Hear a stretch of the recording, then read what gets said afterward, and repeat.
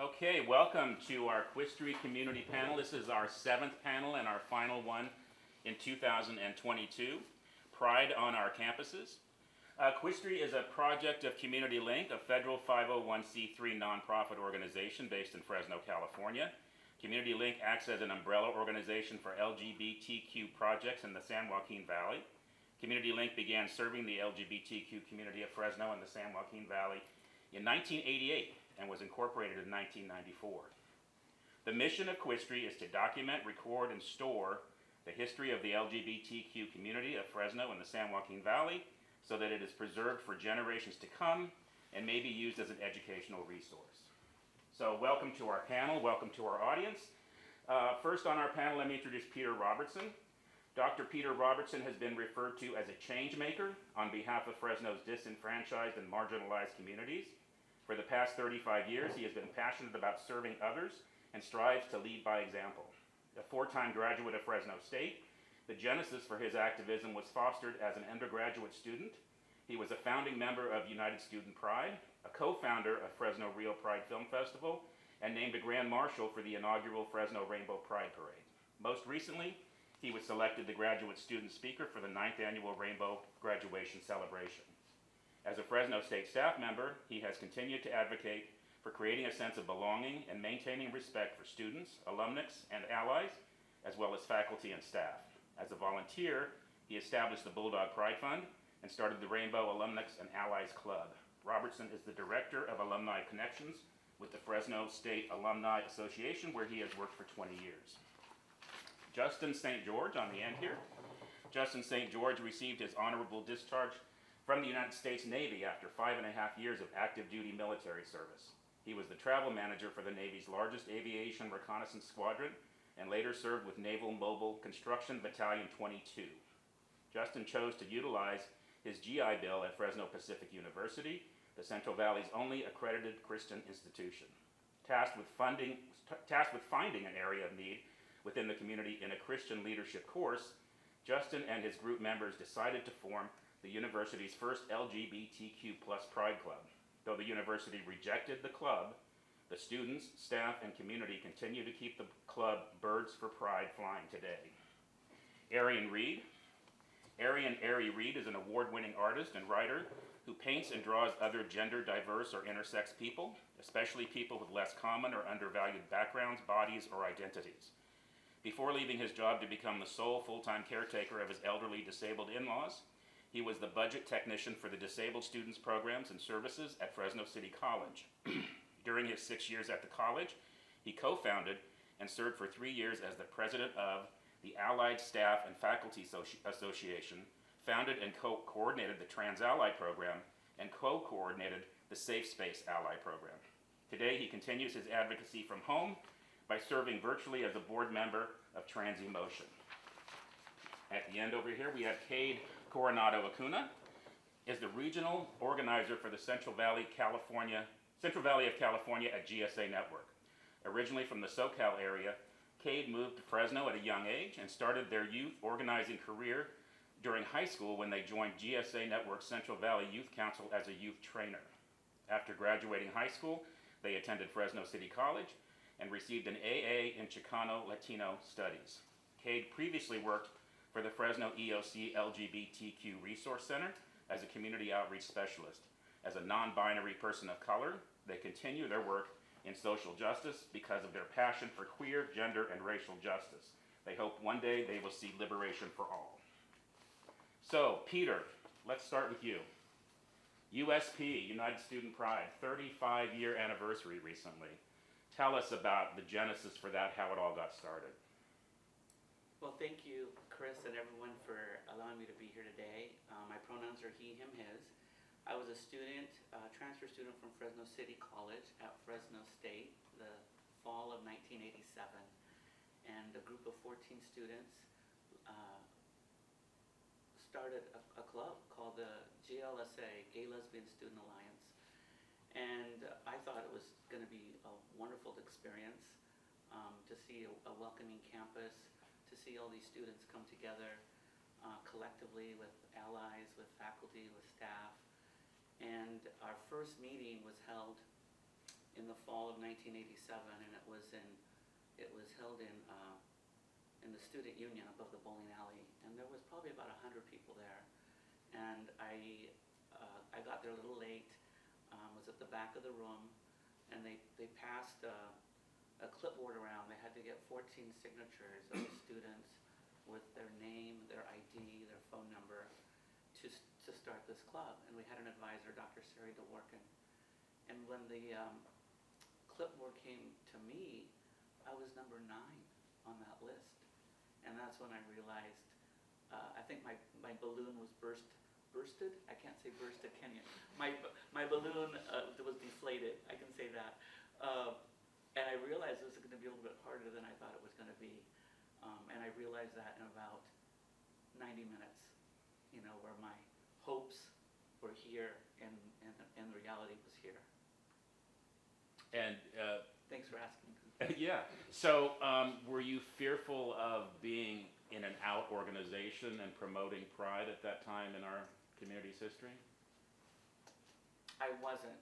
I was young, a little bit more brave, maybe a little bit more bold, maybe a little stupid sometimes. I was surrounded by people that were collectively out loud and proud, and so that was the status quo for me and who I was as a student. Over time, there were some students involved with our club that weren't out loud and proud and started a second club, and that club lasted for about a semester.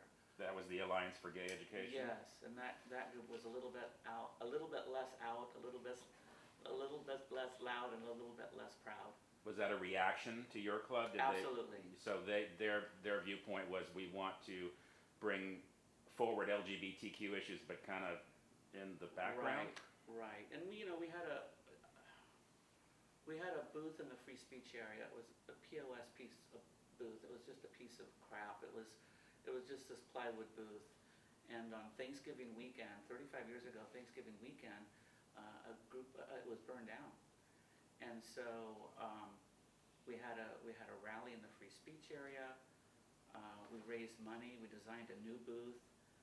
We painted it pink and lavender, designed by Arliss Rossiter. It was a neoclassic, beautiful, 8 feet high, 8 feet wide, 6 feet deep, pink and lavender booth, light pink and light lavender. And then over time, it would get vandalized and graffiti. And so I remember Dirk Hubel and I went back to Orchard Supply on Blackstone and Barstow, and we bought the brightest pink and the brightest purple paint, and we repainted our booth hot pink and Daigle purple. And then after that, people stopped tagging it. After that, they stopped? They stopped because I think they realized that we weren't gonna go away, so. And tell us about the issues with the KKK on campus. That's a good question. It was spring semester of 1989. Fresno State hosted a group of students. It's the world's longest title, so just bear with me. It was the Western States Gay and Lesbian Students United. We had a conference over President's Day weekend, and it was at Fresno State. Cleve Jones came and was our keynote speaker. And that Saturday afternoon, 5 members of the Ku Klux Klan, the Fresno Klansmen, came on campus to protest what we were doing. And tell us exactly what they did. How did they come onto campus? They were on the back of a flatbed pickup truck. And full regalia. Full regalia, yeah. And gratefully the Collegian, the Daily Collegian, the reporter here, Ashley Flowers, was there and captured a picture, which is on one of these. Because if we didn't have that picture from Mark Marco, people would think I was making this up. Yeah. I mean, I know they would. I'd be thinking I was making it up because I didn't get to see them either. I just heard that they were there. Oh, okay.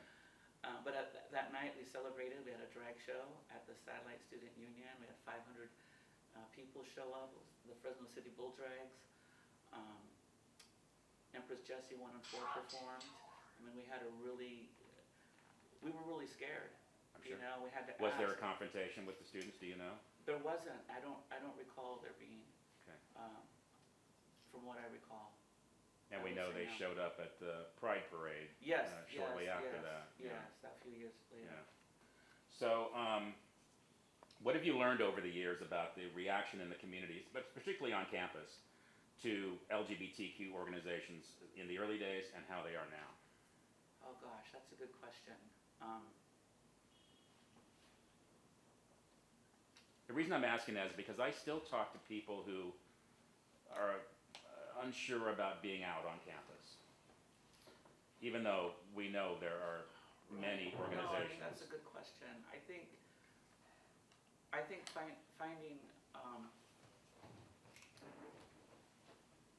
I think surrounding yourself with people that support you and people that love you will help you navigate spaces in life.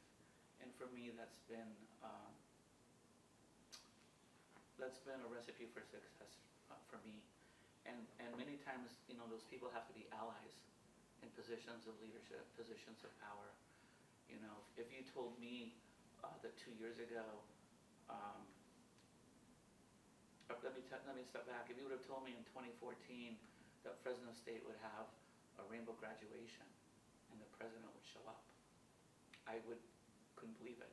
I'd like you to talk about that. And you know, that was Joseph Castro, and Dr. Castro put out his calendar. We had 12 students sign up, and maybe 6 or 7 faculty sign up.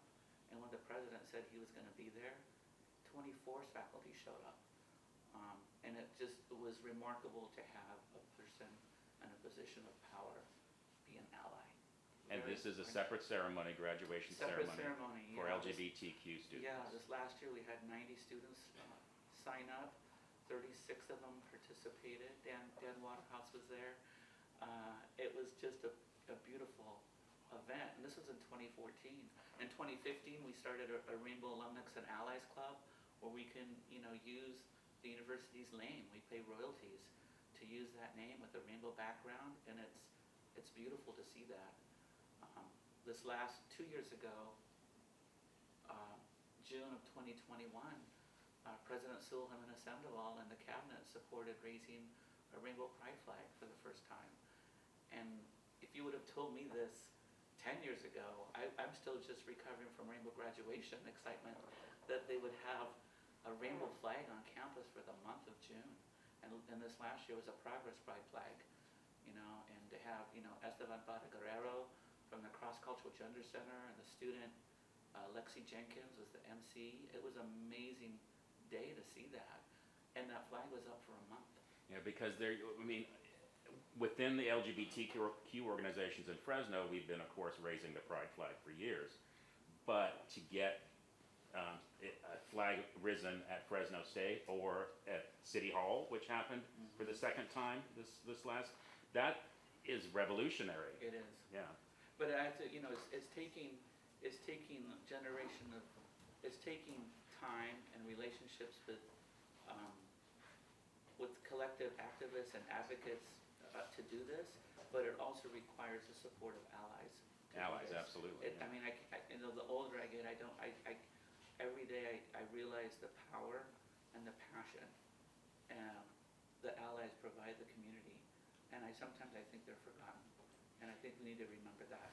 Of course, we want to elect people. We want to elect members of the LGBTQ+ community to positions of power, but until we have them in position of power, we have to rely on our allies.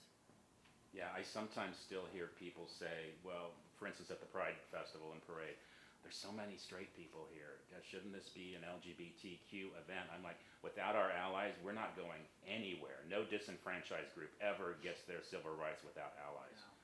Yeah, it's really interesting that you say that, because that's been a challenge of mine that I've noticed, where we as a community have fought so hard to have a place at the table, to have a sense of belonging, and now we feel that we need to exclude others. And I have a challenge with that. That's a problem for me. Yeah, and I hope I never get to that point. Yeah. So for me, I think we all need to work together. You know, I mean, I need to be a better ally to the lesbian community, to the trans community, to the Black LGBT community, the Asian Pacific Islander. I I need to learn more and and lead by example.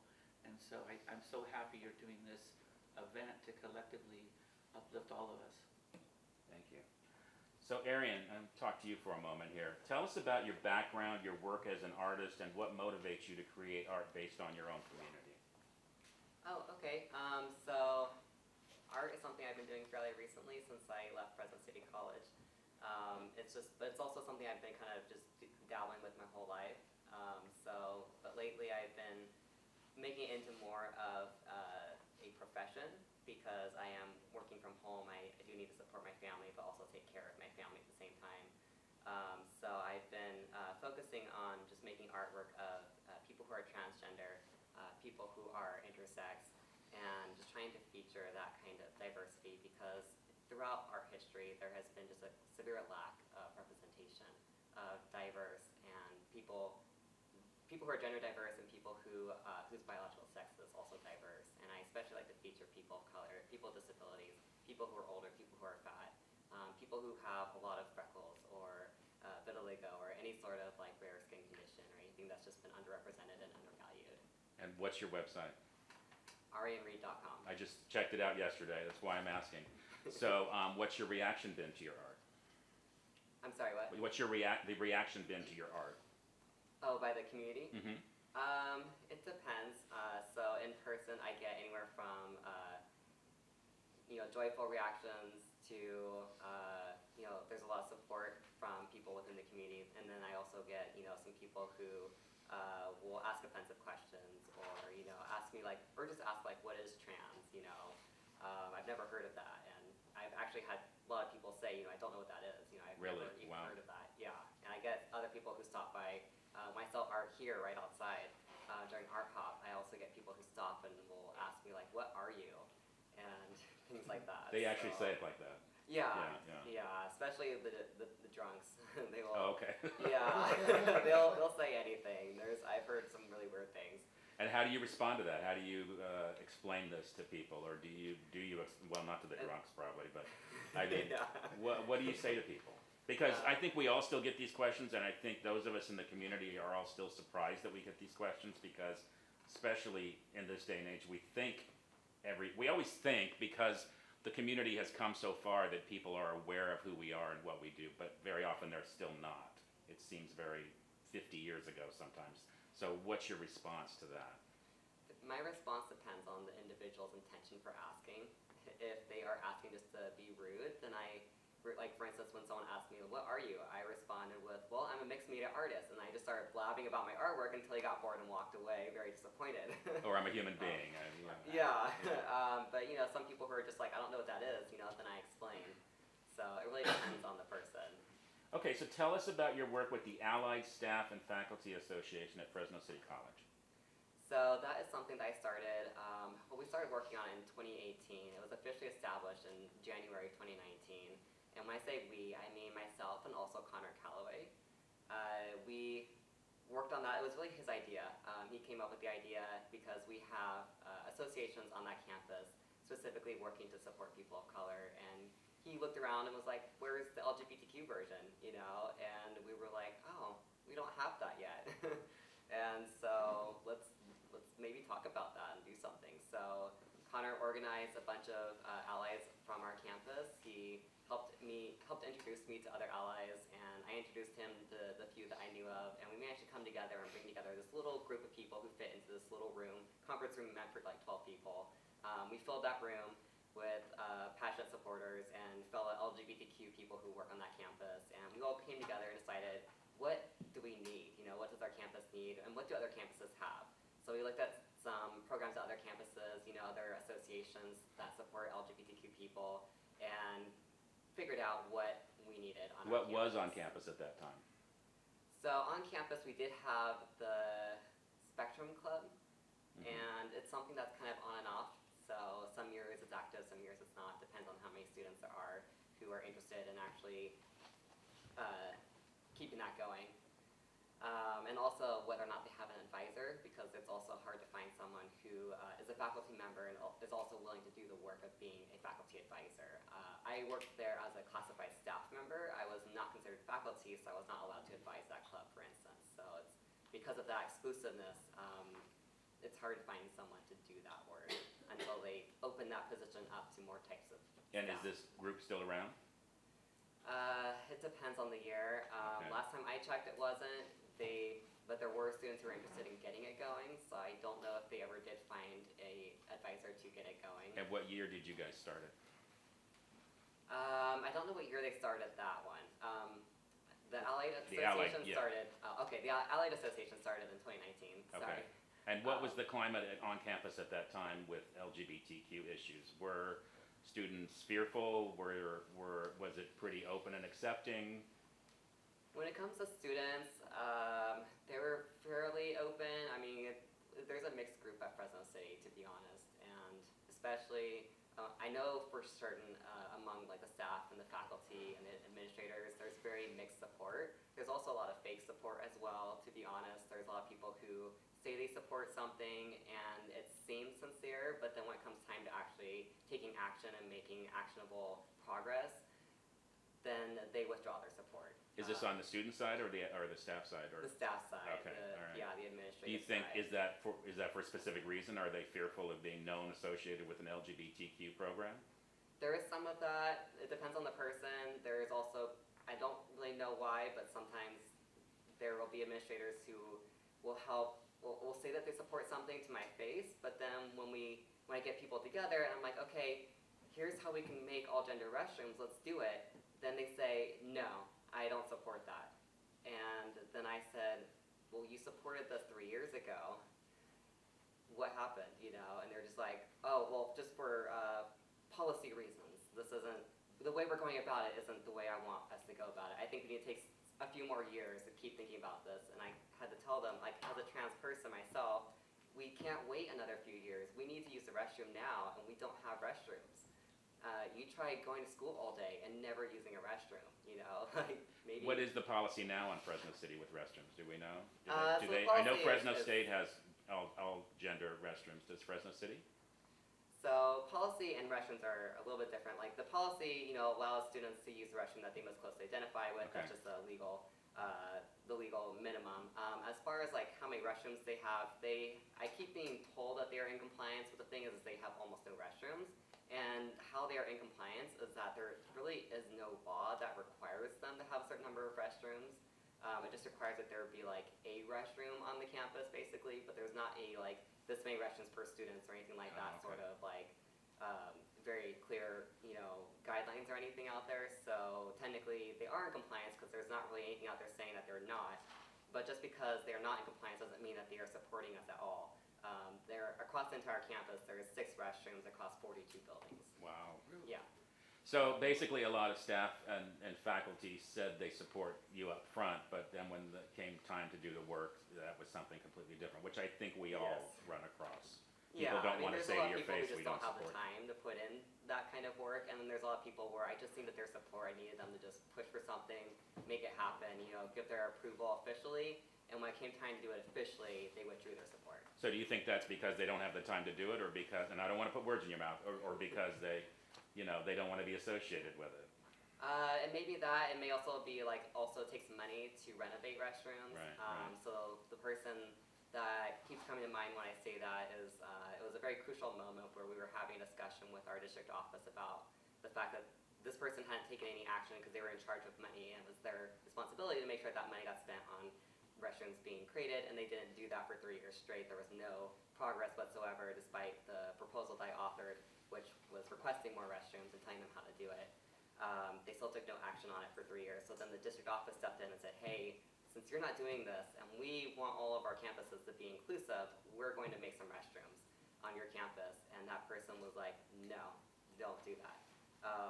And so I don't know if it was about money or if what that person's motivation was, but that's just like one of the many kinds of roadblocks we would run into. Was this about creating new bathrooms or just labeling them gender neutral? Both. So first off, we have a lot of single-use restrooms that are just labeled as like male versus female, and a lot of them are also locked for use by staff only, which is another issue where we have staff who feel that they are above students, like they are, you know, superior basically, and that they deserve to have their own restroom to themselves. And we are advocating that our students should be our #1 priority since we are college and that's who we're here to serve and that's who should be, who we think of first and foremost and who should be our biggest concern. So we should stop treating them like they're second-class citizens and just have restrooms and just that all human beings can use. And it seems like a simple proposition, doesn't it? Yeah, you would think. So what was the Trans Ally Program and the Safe Space Ally Program? So those programs are specifically educational workshops designed to help educate people on how to be allies. So the LGBTQ Safe Space Program is something that was founded by Jerry Thurston many years ago, and he kept it running by himself for so long and was just doing that work as a proud ally. He wasn't even a person who was LGBTQ, but no one else was doing it. No one else had the time and willingness to commit to doing that. So he took it up and he did it for so many years just out of his love and passion. And then I stepped in and helped him, as a trans person, I stepped in and helped him co-coordinate that, and we did that together for a few years. And that was specifically to train people how to be allies to all people who are LGBTQ. But just offers like basic information because we only have 2 hours in order to educate people, and you can't really give people a whole lot of knowledge in only 2 hours. So we did the best that we could, but then as a trans person myself, I noticed that when I'm just walking around on campus, like trying to use a restroom or trying to communicate with my coworkers, a lot of people treated me weird, and I got a lot of weird reactions. I got just a lot of ignorance from other staff members, faculty members, counselors, and so forth, just everyone at all levels. So I felt like we needed another training just to help people understand how to communicate with people who are trans and how to understand us. So this was like a cultural competency training where you... Yes. Yeah, okay. Yeah, so then I created the Trans Ally program based on my experiences of what people didn't know. I took all that ignorance and I used that to create this program that would train people on all those things that they didn't know. Okay, and Jerry was supposed to be on our panel today. I just want to throw that out there. And Jerry is one of the strongest allies our community has and has had for many, many years. So thank you for mentioning Jerry. Cade. Hi, how are you? I'm doing pretty good. All right. So, let me get to your questions here. When did you start getting involved in an active way in the LGBTQ community in the Central Valley? So, I started getting involved in community when I was a teenager. So, first, I joined GSA. So, when I graduated, middle school, I went into high school.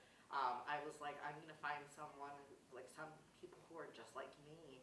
And then I figured out that there was a club on campus that did that. And so I was like, I need to be involved in this. And that's when I started getting involved in the community.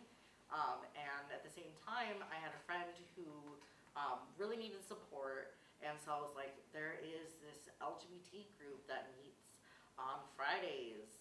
And at the Big Red Church, we could just like take the bus and we could go and we could have some fun and maybe meet some people, get support. And so really I just started dipping my toes into the community. So I started going to the LGBT Youth Alliance, and it was really fun. Were you out at that time? I was. Okay. I was out to most of my friends.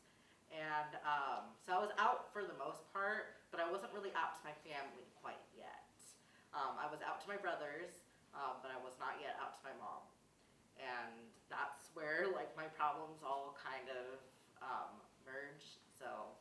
Are you okay with talking about yes, of that course. experience Yeah. with your mom? So when we were moving, I got into a fight with my mother, and she was like, you and your lesbian friends, blah, blah, blah, blah, blah, like making fun of, like making a big deal about me having friends who are LGBT.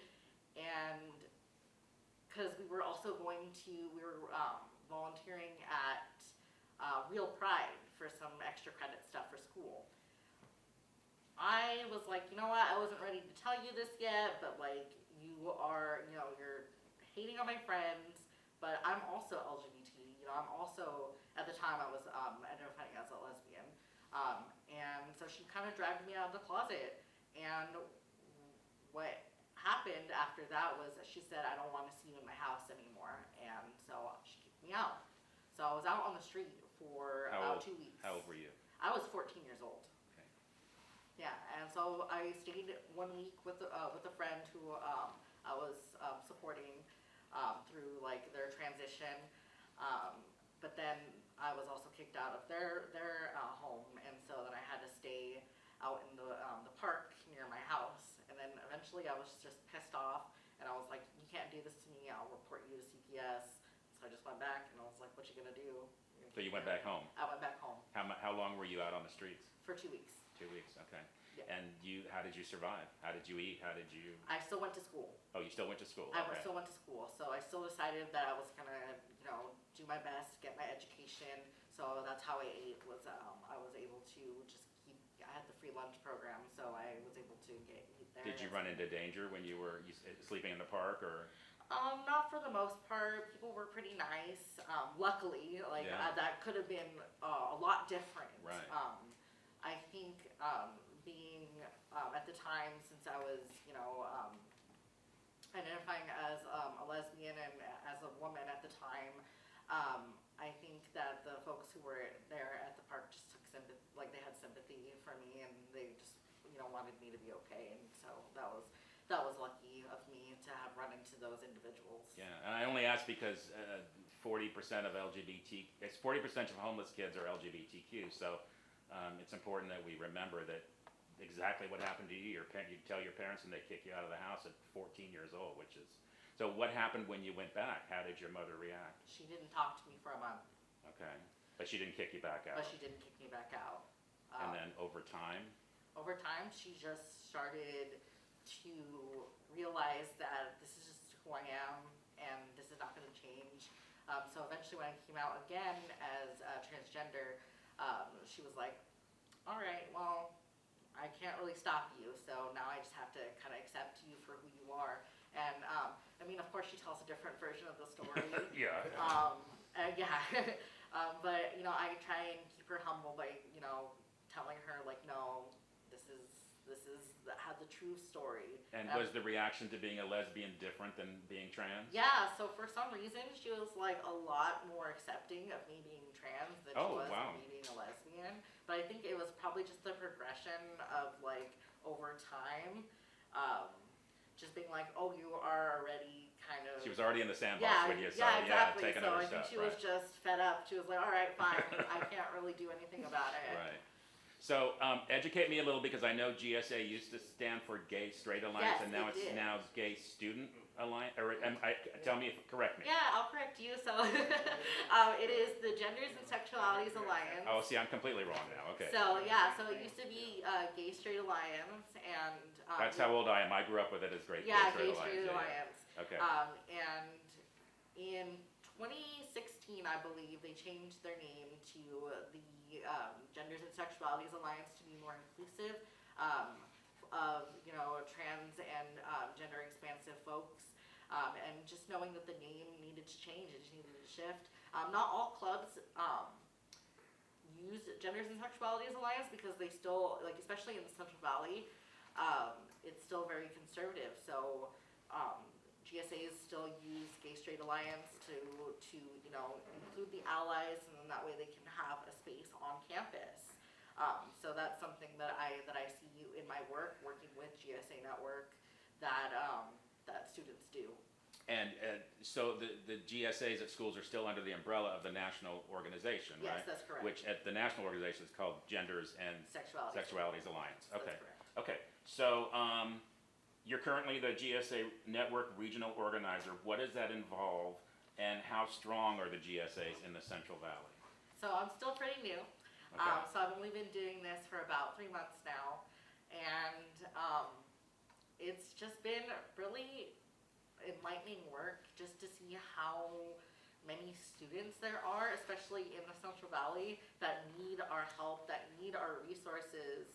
And so what I do is I go into these clubs, I go into these schools, and I provide them with resources, I provide them with training so that these students can speak up for themselves and speak to their advisors. They can speak to their schools and their districts and say, hey, we're here and we need this X, Y, and Z.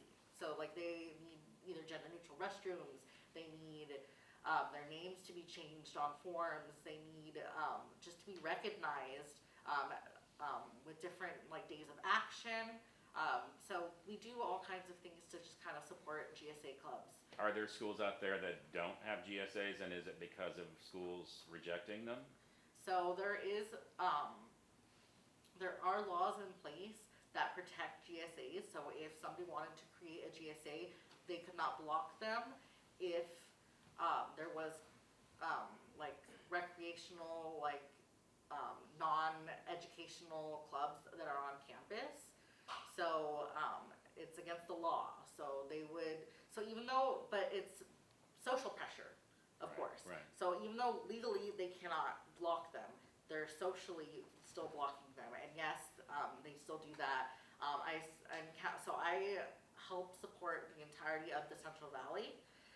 So that's all the way from Alpine all the way down to Kern. And so that's a very big like district like of folks to. So it's very different in different areas. What's the most conservative area in the Central Valley that you're having issues with? Oh gosh, right now I'm working with Kern County. That's what would be my guess. Yes. So that's my current target district is Kern County, and I'm actually going to be launching a sex education campaign with the Kern County high school district. Do they not do sex education at all? They have some. We've done some surveying, so they do some, but it's not really inclusive. And that's where we come in and we're saying, hey, you need to be in compliance with the California Healthy Youth Act, and you need to be including LGBT. So they basically teach male, female, Yes, sex. exactly. Yeah, okay. Yeah, and so it's not inclusive whatsoever. So what about students? You experienced homelessness at 14. Are you finding when you go to these schools, are these GSAs including, do they have, that you have talked to students that are also in that situation, that are maybe going to school but they don't have a place to be at night? So far, I have not encountered any youth who are houseless, but I'm sure that I will throughout my time and be able to at least let them know what resources that they can have in their counties. What are some of the things the kids are talking about in the GSAs? So GSAs are really wanting the inclusive sex ed, like I was talking about, and gender neutral restrooms. That's really what the big topics have been about lately. And we also have a campaign that is police-free schools. That's another thing that we're working towards as well and getting students involved in. Are there police at all the schools right now? So right now, like in FUSD, they have voted to bring police back to schools. Specifically, like they voted 6-1 to bring police officers onto middle school campuses by 2023. Which directly threatens LGBTQ kids. Correct, Yeah, and yeah. people of color. Okay. Talk a little bit about intersectionality, if you will, because I think a lot of people, even in our community, don't know what that means. Yeah, so intersectionality, we have different facets of our beings that intersect in places. So not only, like for example, not only am I non-binary and like LGBT, I'm a person of color as well. I am Latina, and that comes into crossing. It comes into intersection when there are things surrounding like immigration, when there are things surrounding being LGBT and LGBT immigration. So like there's different forms of ourselves that will cross, and we need to make sure, and not just ourselves, but like other people as well. We have to understand that other people also have these intersections, and understand that our beings are very complex, and so we need to be tackling these issues intersectionally, so then that way we are tackling them at all fronts. Yeah, so we're complex human beings, all of us. We're not Yes. just gay, we're not just trans, we're not just black, we're not just white, we're not any of these things. So, Right. Thank So you. that's why we have to make sure that we are taking all of those issues into account. So it's like not only are we talking about police-free schools, but we're talking about how that affects students of color. Right, So stuff exactly. like that. Yeah. Thank you for that. Justin, You came here from Boston. Tell us about that journey and the differences you saw between the culture there and here. Yeah, good afternoon, everybody. Thank you so much for having me. Appreciate you, Chris, for inviting me. And yeah, I'm not actually from the Central Valley, believe it or not. I'm originally from Boston, Massachusetts. I don't hear the accent. A few years in the Navy kind of just let my accent go by. But when I'm really angry in traffic, that's when I Comes out, okay. Or when I'm ordering coffee too. So. There it is, there it is. But I was born and raised in Boston, Massachusetts, and I graduated high school in 2013. About a month later, I left for Navy boot camp, and that was my summer vacation. And my college experience was the Navy, and that brought me to Washington State. I served with the Navy's largest aviation reconnaissance squadron. I was able to acquire my top secret SCI clearance there and help them safeguard national security assets, as well as become the travel manager for them, so that gave me a lot of budget and operations experience. That also allowed me to go overseas to Greece. I was forward deployed there for a few months, as well as Okinawa, Japan. So it really helped me broaden my horizons, and that was one of the reasons why I joined the Navy, not just for the free college, but also to travel the world and to experience different cultures. And the entire time, I didn't really have any issues in the Navy. I served openly, I served proud, and my coworkers really appreciated the fact that we were all focused on the mission, and at the end of the day, we just saw that uniform. Didn't matter where you came from, it didn't matter what your education level was.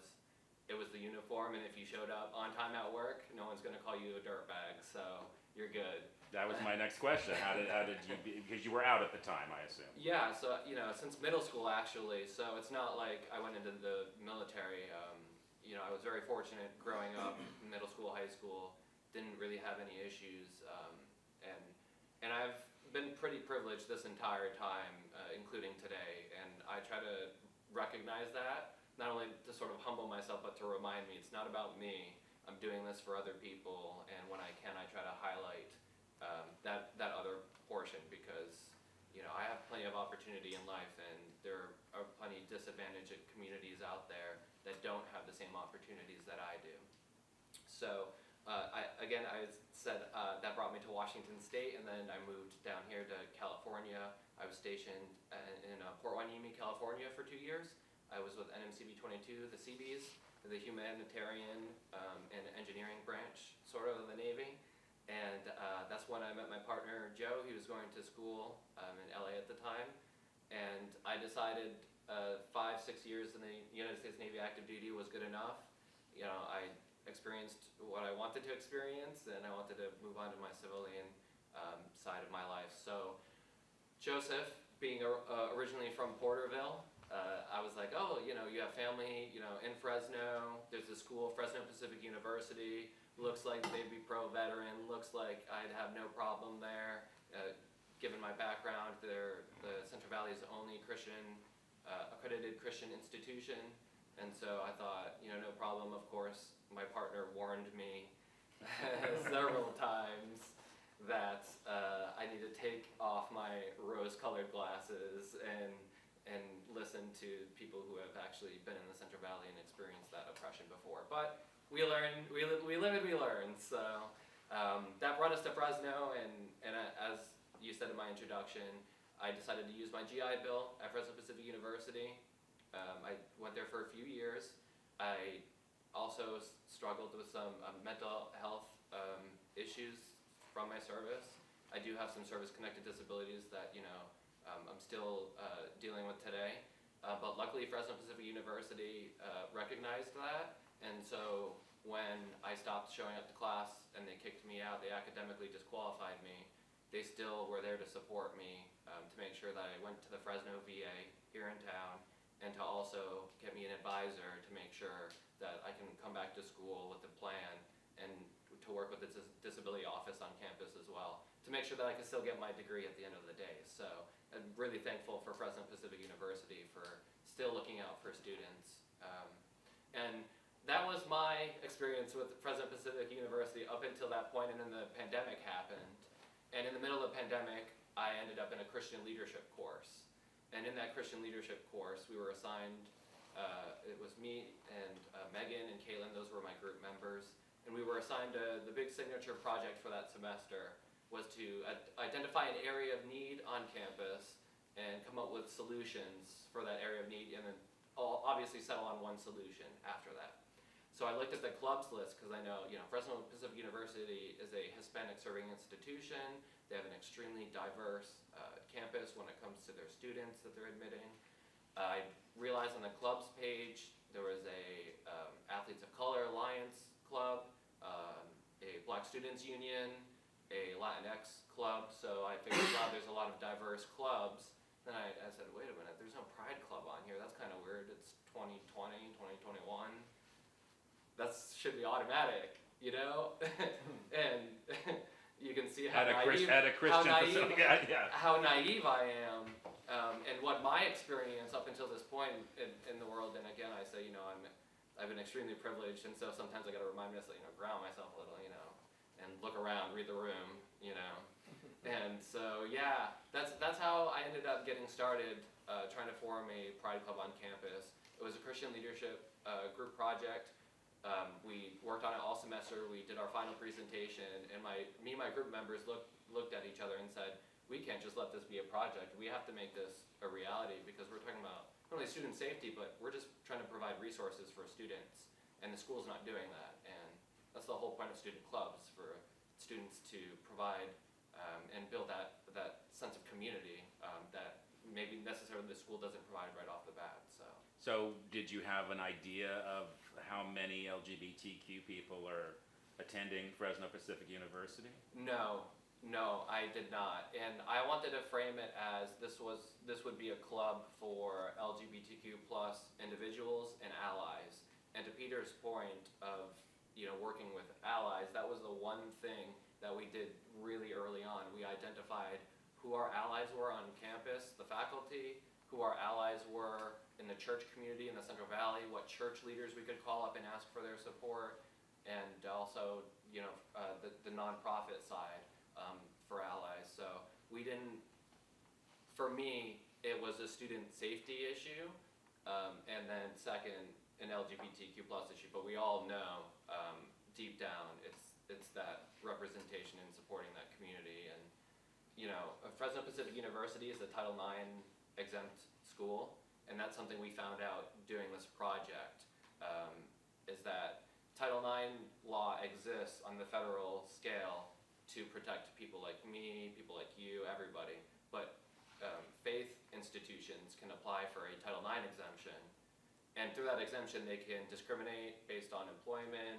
housing, athletics, and so FPU has that exemption, so they're allowed to not hire an openly queer student 4 years in a row, which is something that happened.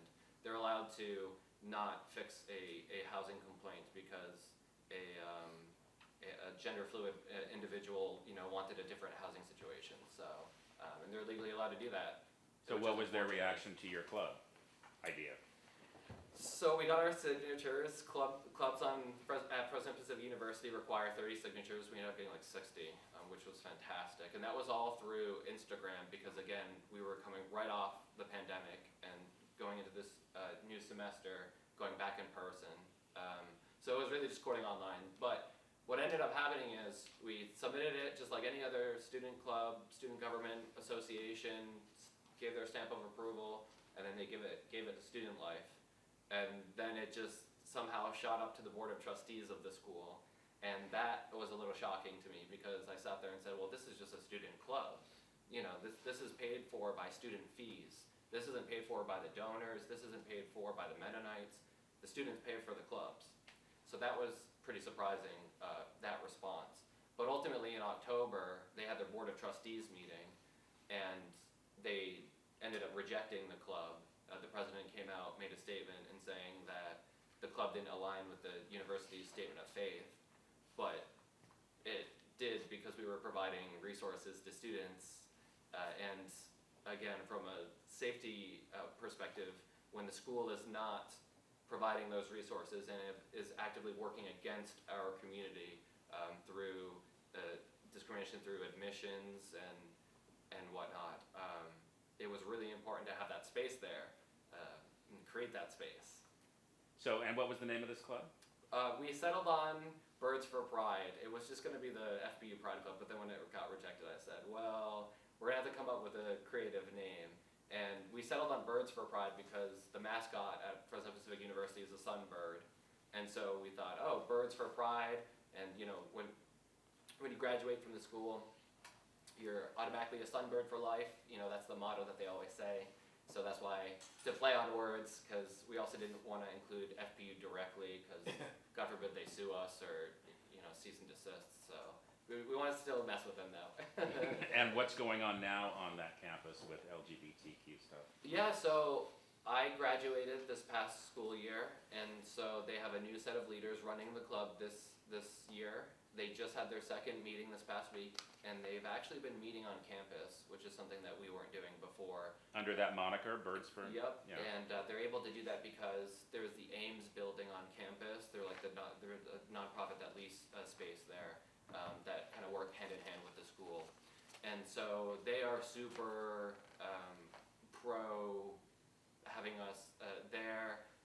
They have an ally and safe space, a big old poster right in the front of their building, and so they've invited them to use the conference room there. But before we were using Central Valley churches, and the issue with that is, for one, getting students on campus to those churches, and second, not all people have either. Not all people are Christians, so, and Fresno Pacific University accepts all students of all faiths, of all backgrounds, and so having that sort of neutral ground where we can meet on campus is really important, and that's also why the club should be approved too. So we have access to the student funds to fund all our events, and also to be able to use the physical spaces on campus. What inroads do you think you guys made by starting this project and this club? On campus, I mean. Or did you? To not be afraid. I think that was the biggest message, and that's, I think, the one thing that I tried pushing again and again and again, and we ended up protesting on campus my last semester there, and I was the first one who said, no, we're not protesting. Just as a personal thing, I had never been to a protest, I'd never attended a protest, and it just got to the point where I said, this needs to be highlighted more. And we kept going to the news, and we did news article after news article, and I realized I'm asking other people to get out of their comfort zone, so I need to get out of my comfort zone as well, and put myself out there and make myself vulnerable, because that's what our community does all the time. And coming from a place of privilege, it's like, okay, again, like, read the room. And so that's why the protest was important. And the protest for me, again, was just reminding people, don't be afraid. And you can be Christian, you can be LGBT, it's not mutually exclusive. And I think that's the old ways of thinking, and you know, the students and the faculty recognize that at Fresno Pacific University. Did you face any ramifications or consequences? I wish. Oh, no. We were waiting for someone to do something. Yeah. You know, I served on the SGA. I was the student rep for the School of Business, so I got all the behind-the-scenes details from the SGA level, and this school could not get rid of me. I was in every meeting, and my advisor would always look and say, you know, the minute they do something, we automatically win. And we almost kind of tried to set trap after trap after, even the protests. Students were like, we're going to march on campus. And I said, heck yeah, we're going to march on campus. What are they going to do, kick us out? They're going to put the Navy veteran in handcuffs, and then, you know, the Fresno Bee reporter is going to get that for the front page. That's not going to look good. And you know, the one thing is, you ask, you know, if we face any ramifications. If anything, I think the school instantly faced immediate ramifications. We warned them time and time again that this would bring financial and legal issues to the school. And now, just a few weeks ago, the Fresno Bee reported that they're facing up to a $14 million deficit because admission numbers are that bad for the school. And so if they want to keep the school alive, I think they need to start listening to the community. They need to start listening to students. Yeah, having been part of many, many protests, I completely agree with you. That's what you're hoping for, is some kind of reaction, some kind of incident. So back to the whole panel here. What is your advice? What advice would you give to students who are coming into either a high school or a college and are fearful or not out or want to find resources?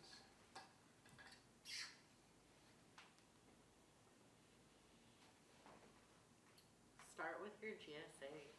Okay. For high schoolers, start with your GSA. Hopefully there is a GSA on your campus already. If not, start one. Start one, right. Yes, because I feel like the first line of, I guess I could, you could say defense, but just really of community is that's where you start. That's where specifically that's where I started. And I think that's an important place for youth to have support is when they are in their schools, when they have these clubs, they have each other. And I think that's really important for Because them. very often they don't have support at home. Yes, so, exactly. So and look to their community. Like we have the LGBT center here in Fresno. So, but if you're not, from here, look and see what's in your community. See who's supportive. Try and find your people. Thank you. So how about questions from the audience? Anybody? Peter, you've been doing this for 35 years? Okay, so thinking back 35 years ago to today, what have you seen as far as the changes go with not only students, but also faculty and everything else as far as the acceptance of LGBTQ students? That's a good question. I had a chat with Chris earlier this week, and I said, 35 years ago we'd march down the street and say we're here, we're queer, get used to it, and now I say I'm here, I'm queer, but I'm tired. And I think what I've seen happen is I think some of the younger generation appears to take things for granted, and I don't think they realize how much progress was made and how quickly it could go away. And so for me, I really appreciate this panel and having people younger than me here, a next generation of leaders, whether it's Kate or Arian or Justin or just the people listening, and how important that is. I think allyship matters. I think representation matters. I think visibility matters. When I was a student 35 years ago, this semester, there was only one that I knew of, one openly gay professor, and that was Fred Ringelman. And there was a handful of openly lesbian professors. One of them was our advisor, Dr. Sari Dworkin. And fast forward 35 years, 4 degrees. I don't know how many classes I've taken, a lot. But it wasn't until my last semester of my final class and my doctorate program where I had an openly gay professor in the classroom.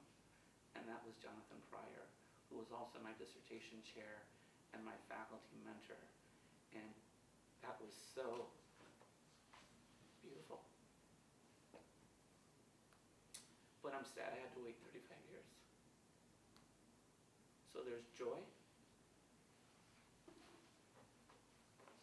but I think I missed out. You didn't, sir. Any other questions? So thank you, Jules. All right, well, I want to give this panel a huge round of applause. You guys did great, and I just want to back up what Peter just said about to the youth out there in the Central Valley. Realize your rights can go away at any moment. We saw what happened with Roe v. Wade with women's rights and what's happening on the Supreme Court. So even though we live in a state that gives us a lot of advantages, most advantages that we need, it's still difficult on campuses as Cade was pointing out, to even get a GSA started sometime. So this is our final panel of the Quistry panels this year. We'll be doing another round next year. We are again a project of Community Link. If you all see on the pillar up here, there's some QR codes. If you want to scan that, it helps us with getting, this was all funded by a grant from the California Humanities. So checking in on that and doing the survey, it helps us possibly get a grant next time. Again, thank you everybody, and thank you the audience for showing up and participating.